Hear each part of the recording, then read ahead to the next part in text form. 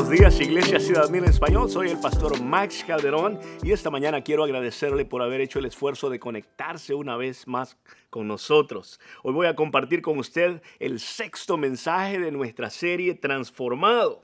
Y espero que aparte de un cafecito, porque ahora aplica el clima que tenemos por lo menos aquí en Oregon, aparte de un cafecito, acérquese también su Biblia y hasta una libreta de notas, porque hoy vamos a cubrir muchos versículos, en total 29 versículos solamente del capítulo 8, y ya vamos a llegar hasta su final, así que no vamos a poder ponerlos todos en la pantalla. Y si usted no tiene una Biblia, no se preocupe, agarre su teléfono, estoy seguro que tiene un teléfono, abra la aplicación esa de la Biblia y búsquese la nueva traducción viviente, porque esa es la que voy a estar usando. El título del mensaje de hoy es el propósito del sufrimiento es mi crecimiento. El propósito del sufrimiento es mi crecimiento. Así que quiero de una vez aclarar esto. El sufrimiento no es el medio por el cual llegamos a ser hijos de Dios, pero sí el tipo de actitud que adaptamos durante el sufrimiento puede revelar o dará evidencia si somos hijos o no de Dios. La palabra de Dios dice que seremos conocidos por nuestros frutos. ¿Quiere saber usted si una persona es cristiana? Observe cómo esa persona reacciona en momentos de prueba. No se enfoque tanto en observar cuántas lágrimas esa persona derrama o cuántas veces esa persona expresa su dolor, porque el mismo Dios no tiene problema en que usted y yo expresemos nuestro dolor. Pero si usted quiere saber si un cristiano es maduro en su fe, observe si ese cristiano mantiene su esperanza durante el sufrimiento. Observe si ese cristiano continúa aún en medio del sufrimiento, las circunstancias, viviendo de acuerdo a sus principios o valores que ha expresado anteriormente a través de su fe. El cristiano fiel y verdadero no se deleita en el sufrimiento, pero tampoco reniega, porque sabe que al otro lado del sufrimiento está la esperanza que un día él será partícipe de la misma gloria del Hijo de Dios. Y como dice Pablo en Romanos 8:17, si vamos a participar, dice, de su gloria, también debemos participar de su sufrimiento. Es bueno siempre recordar que cuando Jesucristo llamó a sus discípulos, no les dijo, tomen su almohadita y síganme, sino que les dijo, tomen su cruz y síganme. Por eso Pedro en 1 de Pedro 4:12 dice, queridos amigos, no se sorprendan de las pruebas de fuego por las que están atravesando como si algo extraño les sucediera. Pedro dice esto porque hay hermanitos que quieren la rosa, pero quieren lidiar con las espinas. Hermanitos que al primer apretoncito que les da la vida parecen como uno de esos globitos que ponemos para decorar en las fiestas. Lucen muy bien cuando todo es fiesta. Pero con una media picadita sueltan el pitido, se les sale todo el aire, ¿verdad? Y hacen un gran escándalo renegando de su Dios por toda la iglesia y salen por la puerta. Usted habrá visto a muchos de esos. Santiago, el hermano de Jesús, pareciera irse hasta al otro extremo cuando dice en Santiago 1:2, amados hermanos, cuando tengan que enfrentar cualquier tipo de problemas, considérenlo como un tiempo, dice, para alegrarse mucho. Pero Santiago no está siendo masoquista con referencia al dolor o el sufrimiento. Lo que pasa es que Santiago siempre entendió que el sufrimiento no es más que una oportunidad para el crecimiento. El sufrimiento no es nada más que una oportunidad para el crecimiento. Por eso es que Pablo dice que si vamos a ser partícipes de su gloria, también necesitamos serlo de su sufrimiento. Los verdaderos cristianos entienden que el daño que el sufrimiento de hoy produce en nuestras vidas es temporal. Porque el único sufrimiento que iba a ser capaz de destruirnos para siempre fue aquel que nuestro Salvador sufrió en la cruz del Calvario cuando cargó y pagó por todos nuestros pecados. Por eso la palabra de Dios dice que por sus llagas fuimos sanados. En Romanos 8:18 dice, sin embargo, lo que ahora sufrimos no es nada comparado con la gloria que Él nos revelará más adelante. Ahora, hermano, con esto Pablo no está diciendo que tu dolor no cuenta.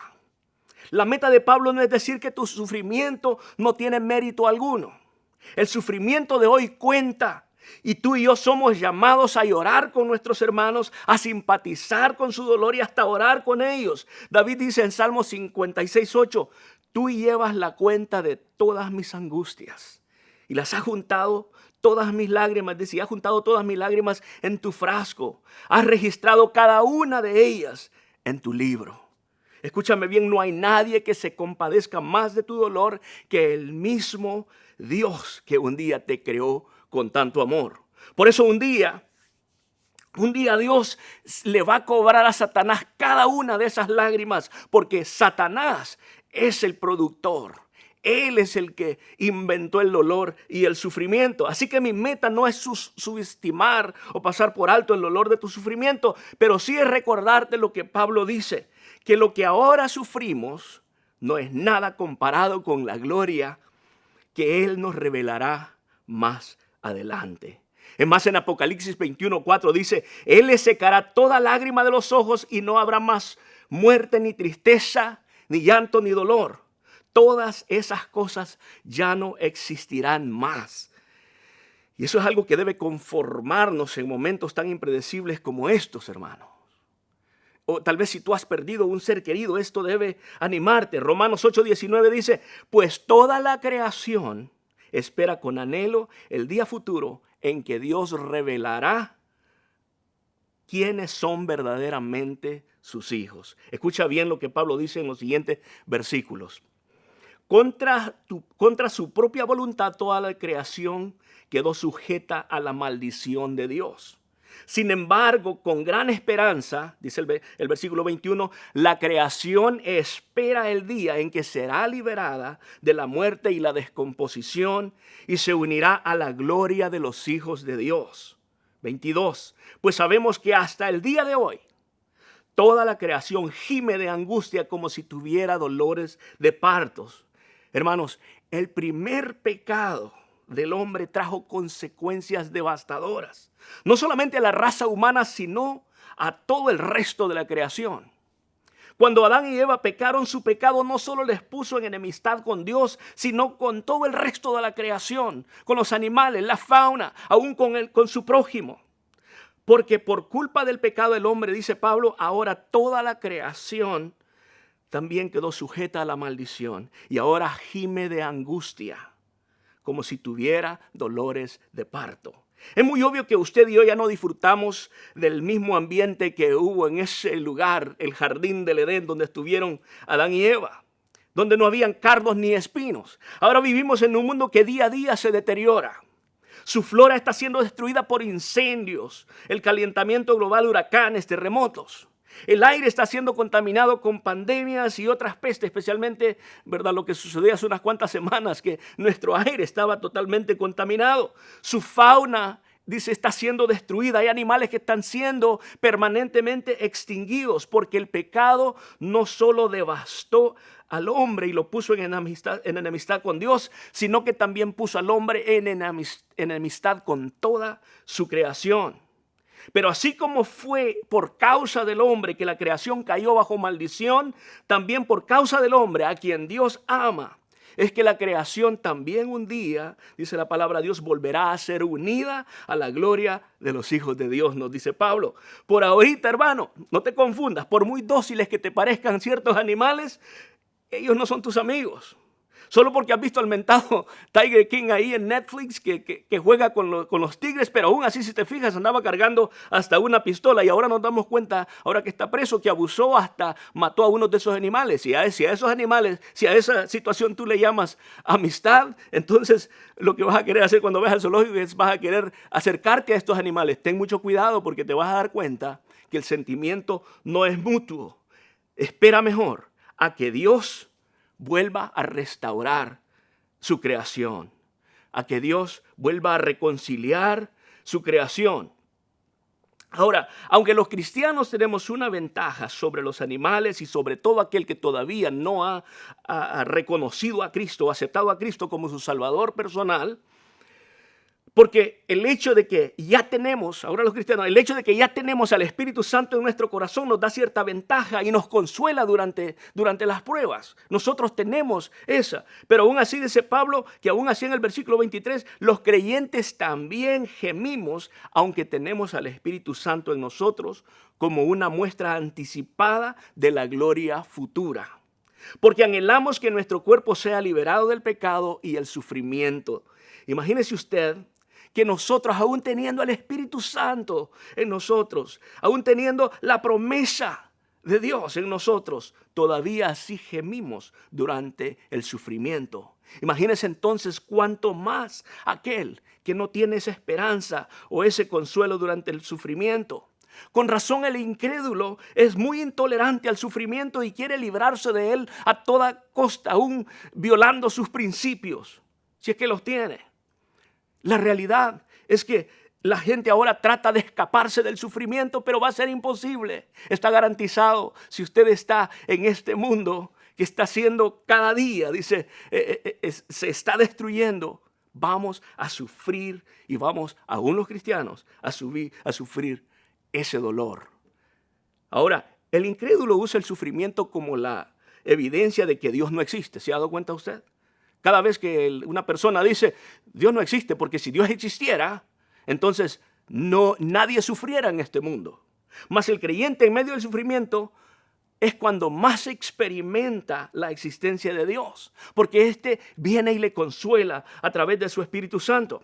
El versículo 23 dice, nosotros también deseamos con esperanza ferviente que llegue el día en que Dios nos dé todos nuestros derechos como sus hijos adoptivos, incluido el nuevo cuerpo que nos prometió. Dice que un día Dios nos va a dar todos nuestros derechos. El creyente que tal vez ahora sufre por alguna enfermedad y escucha esto tiene que ser animado. Si ha perdido algún amigo, tiene esta esperanza. Dice en el versículo 24, recibimos esa esperanza cuando fuimos salvos. Si uno ya tiene algo, no necesita esperarlo, dice el versículo 25. Pero si deseamos algo que todavía no tenemos, debemos esperar con paciencia y confianza. Subraya ahí, por favor, esas últimas dos palabras, paciencia y confianza. Debemos esperar con paciencia y confianza. Algo que sí es muy cierto es que entre más confiemos, más paciencia vamos a tener para esperar.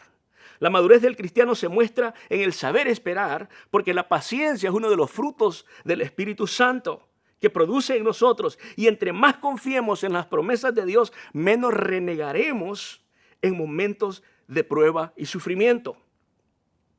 Pero a veces, hermanos, actuamos como niños a quienes sus padres desde en febrero les prometieron. Y algunos de ustedes hicieron esto desde en febrero porque no pudo el año pasado. Usted tal vez se comprometió con su hijo que este año sí le iba a pedir, le iba a comprar para Navidad el videojuego que le prometió desde el año pasado.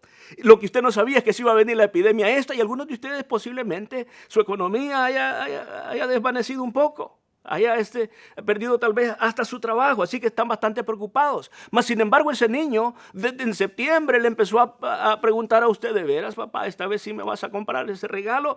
Porque los niños son, hermanos, inmaduros y es lógico, son impacientes y está bien porque ellos son niños.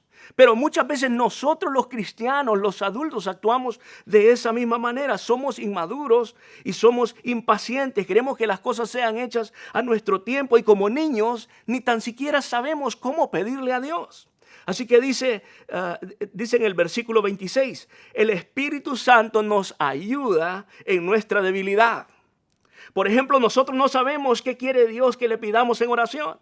Pero el Espíritu Santo ora por nosotros con gemidos que no pueden expresarse con palabras. Dice el versículo 27, y el Padre, quien conoce cada corazón, sabe lo que el Espíritu dice, porque el Espíritu intercede por nosotros los creyentes en armonía con la voluntad de Dios. Es increíble qué tan paciente, qué tan tierno es Dios con nosotros. ¿Se ha fijado usted cómo los padres de familia entienden las necesidades de sus bebés aun cuando todavía estos no pueden pronunciar palabra alguna? Reconocen hasta las diferentes clases de llanto que estos tienen. Y yo sé si usted es un nuevo padre de familia, está pasando por esta etapa, así que me va a entender esto. Estos reconocen cuando su niño está llorando porque tiene hambre o porque se hizo del baño o nomás porque quiere ser arrullado. Pero ellos entienden, ¿verdad? Yo no soy así, yo a todos los escucho llorar igual. Y entre más fuerte lloran, más les subo a la televisión. Pero lo bueno es que Dios no es así con nosotros. Y Pablo ahora continúa diciendo en el versículo 28, y sabemos que Dios hace que todas las cosas cooperen para el bien de quienes lo aman y son llamados según el propósito que Él tiene para ellos. Versículo 29, pues Dios conoció a los suyos de antemano y los eligió para que llegaran a ser como su hijo, a fin de que su hijo fuera el hijo mayor de muchos hermanos. Versículo 30, después de haberles elegido, Dios los llamó para que se acercaran a Él. Y una vez que los llamó, los puso en la relación correcta con Él. Y luego de ponerlos en la relación correcta con Él, Él les dio su gloria. Hermano, cuando tú elegiste a Dios como tu Salvador, Él ya te había escogido, Él ya te había elegido de antemano, desde el vientre de tu madre, dice la palabra de Dios. Después de haberte elegido, dice Pablo, que fue Él mismo quien te llamó a través de su Espíritu Santo para que te acercaras a Él. Y fue Él quien al entregar su vida en la cruz del Calvario, te puso en la relación correcta con Él. Lo único que tú hiciste fue aceptar su salvación, pero tú no hiciste nada para merecerla. Y eso es bueno. Eso es bueno porque si la hubieras ganado por méritos, por falta de méritos también la perdieras. Y Pablo, maravillado por la inmensa gracia de Dios, por la inagotable gracia de Dios, en los siguientes versículos hace una lista inmensa de preguntas retóricas a cual él mismo les da respuesta. Lee conmigo el versículo 31. Dice, ¿qué podemos decir acerca de cosas tan maravillosas como estas? Si Dios está a favor de nosotros, ¿quién podrá ponerse en nuestra contra? 32. Si Dios no se guardó ni su propio Hijo, ¿quién podrá ponerse? Dice, si Dios no se guardó ni a su propio Hijo, sino que lo entregó por nosotros, ¿no nos dará también todo lo demás? 33. ¿Quién se atreve a acusarnos a nosotros? ¿A quienes Dios ha elegido para sí? Nadie, porque Dios mismo nos puso en la relación correcta con Él. Entonces, dice en el versículo 34, entonces, ¿quién nos condenará? Nadie, dice el mismo Pablo, porque Cristo Jesús murió por nosotros y resucitó por nosotros y está sentado en el lugar de honor a la derecha de Dios e intercede por nosotros. ¿Acaso hay algo que pueda separarnos del amor de Cristo? ¿Será que Él ya no nos ama si tenemos problemas o aflicciones o si somos perseguidos o pasamos hambre o estamos en la miseria o en el peligro o bajo amenaza de muerte? Se pregunta Pablo. Como dicen las Escrituras, por tu causa nos matan. Cada día nos tratan como a ovejas en el matadero. Hermanos, cuando nos sentimos atacados de todas direcciones, cuando nuestras finanzas colapsan, cuando nos sentimos amenazados, en nuestra naturaleza lo primero que pensamos es que Dios ha dejado de amarnos o que Dios está enojado con nosotros. Es que Dios nos ha abandonado. Esa es nuestra tendencia. Eso es lo que Satanás pone en nuestras mentes. Pero Pablo en el versículo 37 dice, claro que no. A pesar de todas estas cosas, nuestra victoria es absoluta por medio de Cristo, quien nos amó. 38. Dice, y estoy convencido, escucha estas primeras tres palabras, y estoy convencido, dice, que nada podrá jamás separarnos del amor de Dios. Ni la muerte, ni la vida, ni los ángeles, ni los demonios, ni nuestros temores de hoy, ni nuestras preocupaciones del mañana, ni siquiera los poderes del infierno pueden separarnos del amor de Dios, dice Pablo. Hermano, la próxima vez que un mentiroso o un ignorante de la palabra de Dios venga y te diga que cada vez que tú fallas o que pecas, pierdes tu salvación, necesitas leerles este último versículo que encontramos al final de Romanos 8, el versículo 39. Dice: ningún poder en las alturas ni en las profundidades, de hecho nada en toda la creación podrá jamás separarnos del amor de Dios, que está revelado en Cristo Jesús nuestro Señor. Gloria a Dios. Dile aleluya. Estas partes sí merecen que tú expreses todo tu corazón a Dios, que le alabes con todo tu corazón, con toda tu alma y con toda tu mente, porque Él merece toda nuestra adoración. Si tú entiendes el impacto que estos versículos de lo que Pablo nos está diciendo en este momento, tú no vas a poder parar de adorar a Dios aún en tus momentos más difíciles. El mundo no va a entender por qué tú expresas tanto gozo en tu vida, aún en momentos cuando otros reniegan. No lo van a entender. Pero es Dios haciendo eso en tu vida. Tal vez en este momento, hermano, se te haga difícil creer en esto. Tal vez has debilitado un poco en tu fe porque tal vez alguna enfermedad se ha apoderado de tu cuerpo. Alguna enfermedad te tiene deprimido, algo o alguna circunstancia. Pero se te hace difícil creer esto. Y estás expresando tu dolor. Y está bien que expreses, hermano, tu dolor. Dios te lo permite y Él también llora contigo, como te lo expliqué antes. Pero Dios te ama. Dios está contigo, aún en estos momentos tan impredecibles. Puedes confiar en Él. Si estás enfermo, pídele que te sane. Créeme que si es la voluntad de Dios, si Él tiene un propósito mayor, tal vez para ese sufrimiento, tal vez no suceda en este momento. Pero si no, tenemos la promesa que dice en Filipenses 3:21. Él tomará nuestro débil cuerpo mortal y lo transformará en un cuerpo glorioso. Igual, dice, al de Él. Lo hará valiéndose del mismo poder con el que pondrá todas las cosas bajo su dominio. Dios tiene todo el poder necesario con el mismo que Él fue levantado desde la tumba. Desde el mismo que su Padre le resucitó. Ese mismo lo tiene disponible para nosotros. Alabado sea el Señor. Oremos. Señor Jesús, gracias por tanto amor. Gracias, Señor, por habernos puesto en la relación correcta contigo a través de ese sacrificio. Gracias, Padre, porque tú estuviste dispuesto a pasar el dolor de entregar a tu Hijo, de ponerlo en el lugar de nosotros, de permitir que se contaminara con la escoria de nuestro pecado y pagara por algo que Él no merecía para darnos a nosotros algo que no merecemos.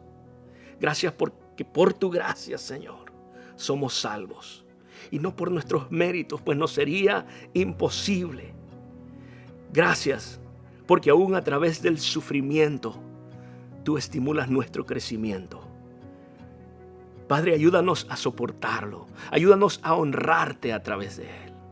Y si hasta hoy, entre los que escuchan, Padre, hay alguien que no ha podido confiar en ti, porque Él mismo ha experimentado el sufrimiento, sánale.